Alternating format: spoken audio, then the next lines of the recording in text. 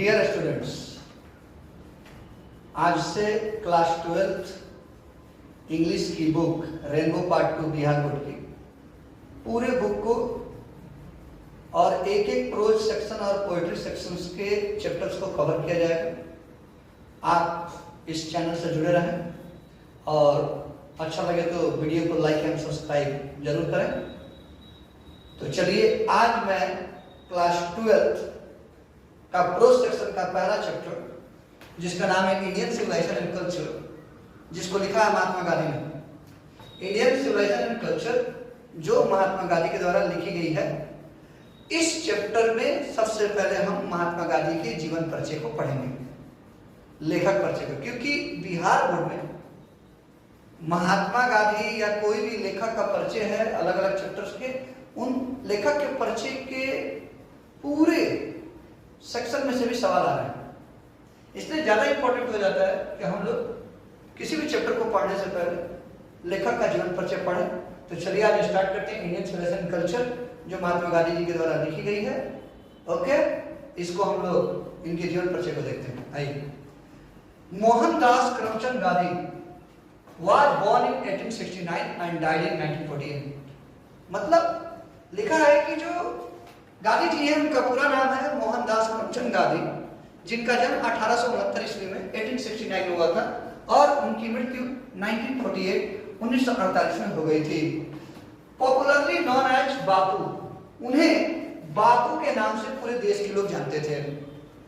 और the father of the nation, और आज आप भी जानते होंगे कि आज भी हमारे भारत के राष्ट्रपिता कौन है? महात्मा गांधी। तो वही लिखा the father of the nation, यानी महात्मा गांधी को अपने राष्ट्र का यानी भारत देश का राष्ट्रपिता भी माना जाता है, कहा जाता है, इस नाम से जाना जाता है और उन्हें बापू के नाम से जाना जाता है। Was a more a spiritual leader than a politician। Mahatma Gandhi को अगर आप एक राजनेता समझते हैं तो भूल कर रहे हैं। लिखा है कि was more a spiritual leader than a politician, यानी महात्मा गांधी एक राजनेता नहीं थे बल्कि राजनेता से ज्यादा बेहतर वो एक स्पिरिचुअल लीडर है। अब आप पूछेंगे कि सर स्पिरिचुअल लीडर का मीनिंग क्या है? स्पिरिचुअल लीडर का मीनिंग अगर शाब्दिक मीनिंग देखा जाए आध्यात्मिक नेता होता है, तो इसकी मीनिंग क्या होगी, इसका भाव क्या होगा, इसका अर्थ क्या होगा? एक ऐसा नेता जो किसी के जीवन को बेहतर बनाने के लिए काम करता है और बेहतर बनाने का सुझाव देता है और पूरी जिंदगी बिना पद के लालच में लोगों के जीवन को बेहतर बनाने के लिए काम करता रहता है, उसे हम लोग स्पिरिचुअल लीडर कहते हैं। यानी जिसको अपने जीवन में किसी प्रकार की कोई पोस्ट, कोई पद की लालच नहीं है, लेकिन फिर भी वो लोगों के जीवन को बेहतर बनाने के लिए काम करना चाहता है, लोगों को सही रास्ता दिखाता है, वो स्पिरिचुअल लीडर है। यानी गांधी जी को एक राजनेता मत मानिएगा, वो राजनेता से भी ज्यादा बेहतर क्या थे? वो एक स्पिरिचुअल लीडर, आध्यात्मिक नेता थे जो लोगों के जीवन को बेहतर बनाने के लिए काम किया करते थे। He successfully used the truth and non-violence as the chief weapons against the British rule in India। लिखा है कि उन्होंने बहुत सफलतापूर्वक उपयोग किया था किसको? ट्रूथ एंड नॉन-वायलेंस, यानी सत्य और अहिंसा। आप तो जानते होंगे, अगर आपने हिस्ट्री पढ़ा होगा तो आप जानते होंगे कि गांधी जी के मुख्य हथियार कौन थे, जिसका उपयोग उन्होंने अंग्रेजों के खिलाफ किया था? वो थी उनकी सत्य और अहिंसा। यानी यहाँ लिखा है कि गांधी जी जो थे उन्होंने सत्य एवं अहिंसा को, ट्रूथ एंड नॉन-वायलेंस का उपयोग किया था as a chief weapon. Chief मतलब मुख्य, वेपन मतलब हथियार। एक मुख्य हथियार के रूप में उन्होंने अंग्रेजों के खिलाफ, against the British rule in India, India में जो अंग्रेजी शासन थी उसके खिलाफ उन्होंने अपने मुख्य हथियार के रूप में सत्य और अहिंसा की उपयोग किया था। And help India gain independence. Help मतलब मदद किया, इंडिया को काफी ज्यादा उनकी इस थ्योरी ने बहुत मदद की। गेट इंडिपेंडेंस, इंडिपेंडेंस मतलब स्वतंत्रता, गेन मतलब पाना, कुछ किसी चीज का लाभ पाना, यहाँ पाना हो जाएगा कि आजादी को पाने में, गेन करने में, आजादी को पाने में, किसकी आजादी? इंडिया अपने बहुत ही प्यारे से देश भारत की आजादी को पाने में उनकी इस ट्रूथ एंड नॉन वायलेंस की जो थ्योरी थी, जो उन्होंने हथियार के तौर पर यूज किया था, उसने काफी ज्यादा इंडिया को स्वतंत्रता दिलाने में मदद की। फ्रॉम 1915 till 1948, यानी 1915 से 1948 तक ही कंप्लीटली डोमिनेटेड इंडियन पॉलिटिक्स। उन्होंने पूर्ण रूप से, कंप्लीटली मतलब पूर्ण रूप से, उन्होंने पूर्ण रूप से, डोमिनेट का मतलब होता है एकाधिकार, अपना प्रभुत्व, अपना शासन बनाए रखना। यानी उन्होंने पूर्ण रूप से 1915 से 1948 तक डोमिनेट किया था, एक अधिकार प्रभुत्व बनाए रखा था इंडियन पॉलिटिक्स में। यानी जो इंडिया में जो भी राजनीति होती थी, उस राजनीति पर उनकी बड़ी मजबूत पकड़ थी, उनकी बात कोई काटता नहीं था। Right? He died at the hands of A fanatics on 30 जनवरी 1948। एक वो भी दिन आया, काफी दुख भरा दिन था हमारे भारत के लिए, जब इतने महान शख्सियत को 30 जनवरी 1948 ब्लैक डे, काला दिन आप मान सकते हैं इसको, 30 जनवरी 1948 को फैनेटिक का मतलब होता है कट्टर, धर्मांध, धर्म में अंधा, कट्टर, जिसके विचार काफी कट्टर हैं। कट्टरता किसी भी चीज के लिए खतरनाक होती है। अगर कट्टरता किसी में आती है तो धीरे धीरे वो आदमी हिंसा की तरफ बढ़ता है। कट्टरता हिंसा की ओर ले जाती है और हिंसा इंसान का जीवन बर्बाद कर देती है। इसी तरीके के एक व्यक्ति थे जिन्होंने 30 जनवरी 1948 को, जो कि कट्टर व्यक्ति थे, फैनेटिक थे, जिनका नाम था नाथूराम गोडसे, उनके हाथों, उस फैनेटिक के हाथों, उस कट्टर व्यक्ति के हाथों गांधी जी को मार दिया गया और उनकी मौत हो गई। राइट?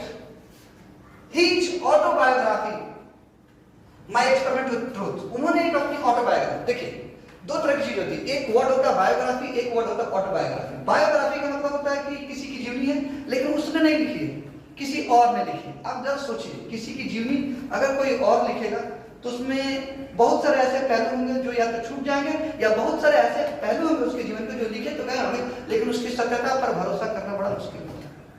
क्योंकि आपने किसी और की जीवनी को लिखा है तो उसके जीवन को आपने कितनी नजदीकी से देखा और कहां से डाटा जुटाया है, इस पर थोड़ा सा तो डाउट होना बनता है। यानी बायोग्राफी का मतलब होता है जब कोई और लिखेगा किसी की जीवन के बारे में, उसकी पूरी जीवन की कथा, तो बायोग्राफी बोली जाएगी। लेकिन ऑटोबायोग्राफी का मतलब होता है जब कोई व्यक्ति अपनी ही पूरे जीवन को, अपनी जीवन की कथा को अपने हाथों से लिखता है तो ऑटोबायोग्राफी है। गांधी जी ने अपनी जीवनी को अपने हाथों से लिखा था, उनकी एक ऑटोबायोग्राफी थी जिसका नाम था my experiment with truth and the numerals article, और एक उनकी बुक थी माय एक्सपेरिमेंट विद ट्रूथ। उनकी एक ऑटोबायोग्राफी, उनकी अपनी आत्मकथा जो उन्होंने लिखी थी, और एक बुक उन्होंने लिखी थी माय एक्सपेरिमेंट विद ट्रूथ, यानी सत्य के साथ एक मेरा प्रयोग। इस बुक को उन्होंने लिखा था and the numerous article that he wrote for young India. Young India का आप लोग याद रखिएगा, यंग इंडिया एक साप्ताहिक पत्रिका थी। यंग इंडिया एक साप्ताहिक पत्रिका का मतलब होता है जो एक सप्ताह में एक बार प्रकाशित होती है। ये गांधी जी के द्वारा निकाली गई पत्रिका थी, यही निकालते थे, इंग्लिश में लिखी जाती थी इसमें। और इस यंग इंडिया पत्रिका में गांधी जी अपने विचार लिखते थे, अपने आर्टिकल्स लिखते थे। तो उन्होंने बहुत सारे आर्टिकल्स यानी लेख इस यंग इंडिया के लिए लिखी थी। ओके, तो यंग इंडिया में लिखी गई उनकी स्पीच, उनकी लेख, उनके आर्टिकल्स, उनका book my experiment with truth, और उनकी अपनी ऑटोबायोग्राफी जो उन्होंने लिखी थी, अपनी आत्मकथा, and the speeches that he deliver on the different occasion, और अलग अलग मौकों पर जो उन्होंने स्पीच दिए थे। डिलीवर मतलब स्पीच देना, भाषण जो दिए थे वो, एंड रिवील हिम, ये सारी चीजें क्या करती हैं जो उन्होंने अलग अलग मौकों पर स्पीच दी थी। And the speeches that he deliver on different occasion, अलग अलग मौकों पर जो उन्होंने क्या दिए थे, स्पीच दिए थे, डिलीवर किए थे। यंग इंडिया के उन्होंने बहुत सारे आर्टिकल्स लिखे थे। उनकी जो बुक थी माय एक्सपेरिमेंट विद ट्रूथ, इसको पढ़ लीजिए, और उनकी जो आत्मकथा है जो उन्होंने अपने हाथ से लिखी थी वो, ये सारी चीजें पढ़ने के बाद ये सारी चीजें दिखाती है। क्या दिखाती है गांधी जी के बारे में? यहाँ लिखा है कि रिवील हिम, उजागर करके, प्रकट करके ही उनके बारे में ये प्रकट करके, not only as original thinker. इन सबको पढ़ने के बाद ऐसा लगता है कि गांधी जी सिर्फ एक महान और सही के एक उच्च सोच के व्यक्ति ही नहीं थे, यानी वो उच्च सोच के व्यक्ति ही नहीं थे, बल्कि but also as a great master of chess and arithmetic English. वो ये दिखाती है, ये सारी चीजें पढ़ने के बाद लगता है कि गांधी जी एक महान सोच के व्यक्तित्व के आदमी थे। लेकिन उसके साथ साथ ये भी दिखता है but also as a great master of chess and arithmetic English. Chess का मतलब था पवित्रता। अब ऐसा लगता है ये सब पढ़ने के बाद कि गांधी जी इंग्लिश की पवित्रता क्या होती है, इंग्लिश की क्या पवित्रता हो सकती है। इंग्लिश की पवित्रता का मीनिंग है कि शुद्ध इंग्लिश।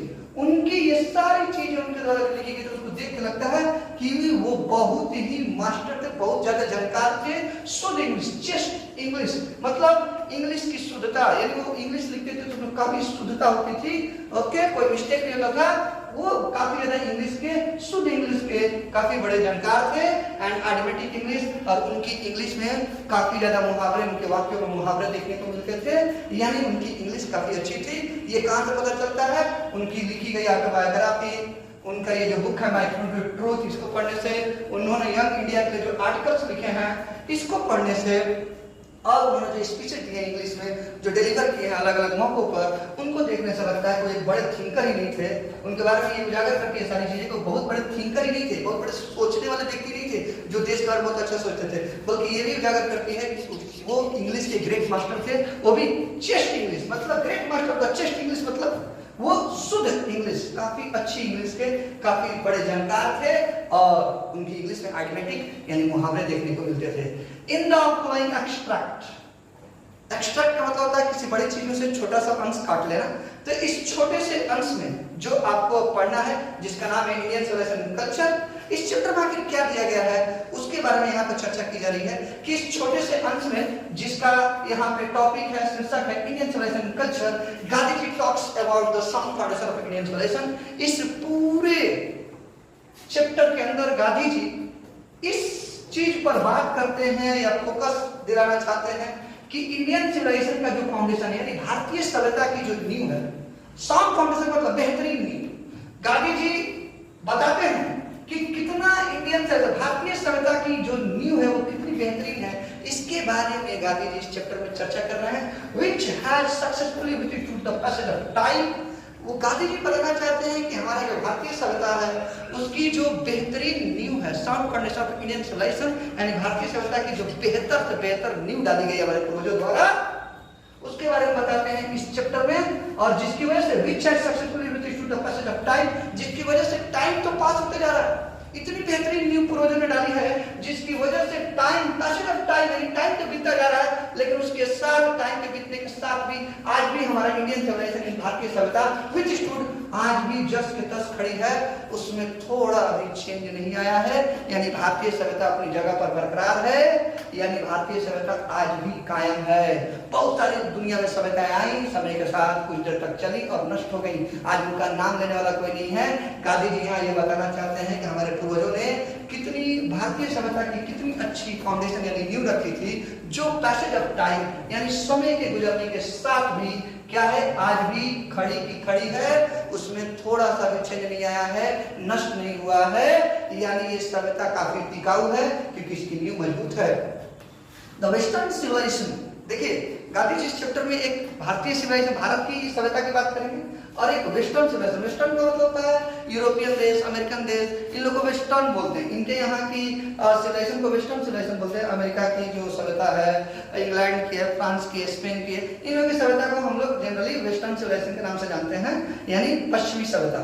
तो इन देशों की जो सभ्यता है जिसको हम लोग यहाँ पे गांधी जी ने वेस्टर्न सिविलाइजेशन का नाम दिया है, वेस्टर्न सिविलाइजेशन जो है which has tendency to privilege the mentality, वो बताना चाहते हैं गांधी जी इस चैप्टर में कि जो हमारे पश्चिमी देशों की सभ्यता है, विश्व के पश्चिमी देशों की जो सभ्यता है वो क्या करती है, वो मेंटालिटी को प्रिविलेज करती है। प्रिविलेज मतलब विशेषाधिकार देती है, मेंटालिटी को क्या देती है, विशेषाधिकार देती है, यानी मेंटालिटी का मतलब तो भौतिकतावाद।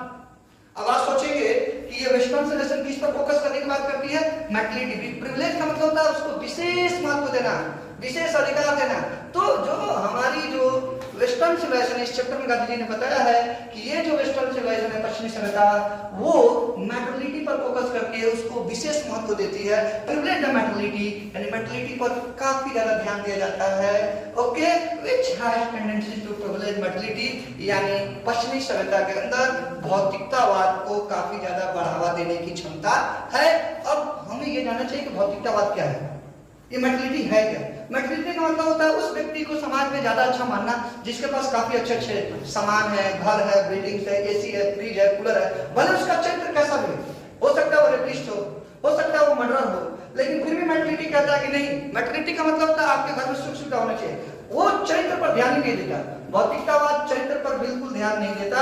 भौतिकतावाद का मानना है कि आपके पास सुख सुविधा काफी ज्यादा होना चाहिए, आपका घर अच्छा होना चाहिए, आपकी गली की सड़क अच्छी होनी चाहिए, सब कुछ अच्छी होनी चाहिए, व्यवस्था अच्छी होनी चाहिए, एसी कूलर फ्रिज जो लगना लगा लीजिए। ये भौतिकतावाद है। ये सामान को बढ़ावा दिया जा रहा है, गुड्स को बढ़ावा दिया जा रहा है। आपके अंदर की जो चरित्र है, जो अच्छी चीजें हैं कि आप ईमानदार कैसे बने, इसमें मेंटलिटी का कोई भी फोकस नहीं होता। मेंटलिटी सिर्फ इस चीज पर फोकस करती है कि आपके यहाँ सुख सुविधा है कि नहीं।